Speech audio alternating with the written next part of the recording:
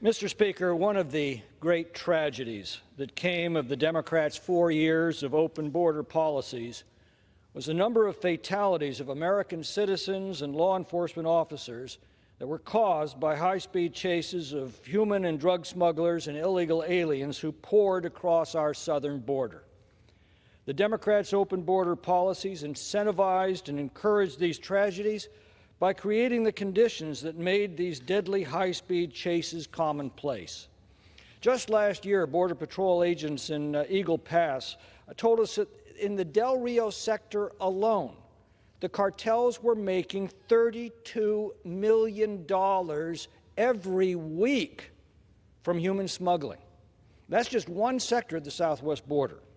These policies created an enormous incentive that emboldened criminals and cartels and human smugglers and illegal aliens alike. High-speed chases with smugglers occurred almost daily in these border communities, placing both law enforcement officials and innocent Americans in grave danger.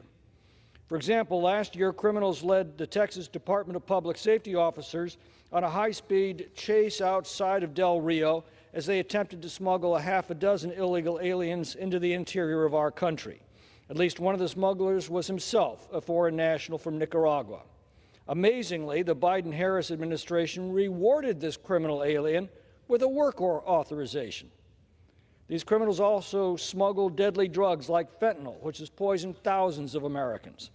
Roughly 1 month ago in California, a high-speed chase ensued after two men had their car referred for secondary inspection at a port of entry.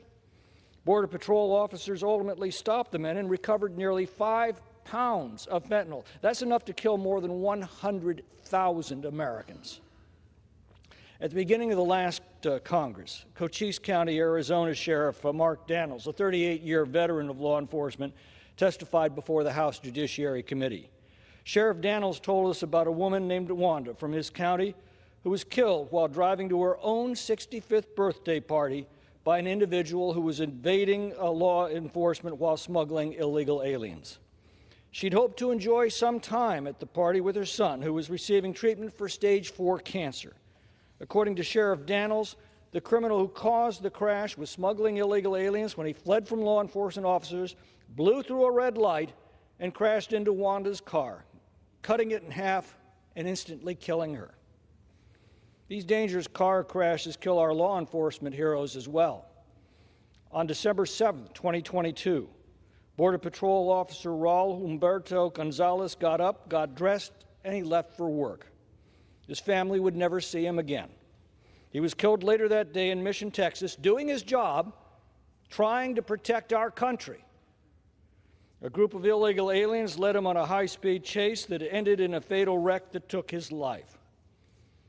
Authorities do not have the tools to fully prosecute and punish these criminals. Currently, the failure to yield to a Border Patrol agent or any other law enforcement officer assisting Border Patrol is not explicitly criminalized under federal law.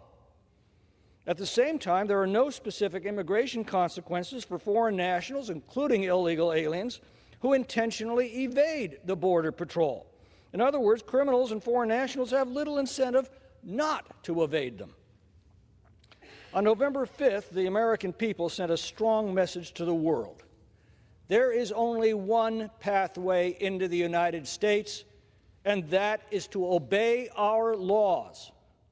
And this bill sends a message that we will no longer tolerate those who evade our law enforcement officers who are upholding those laws. H.R. 35 is named in honor and in memory of Agent Gonzalez.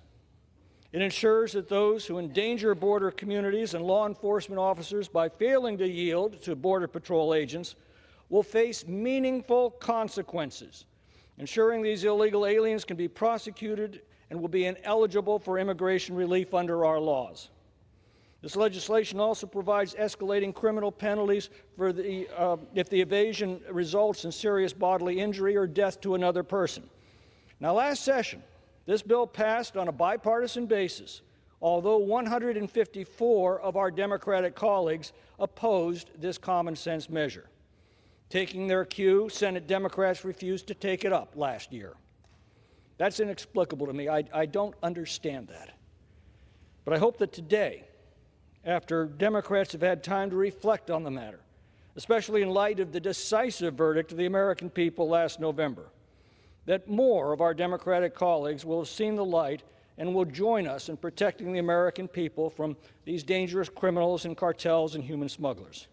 I want to thank Arizona Representative Juan Ciscomoni for his leadership on this bill, and I reserve the balance of my time.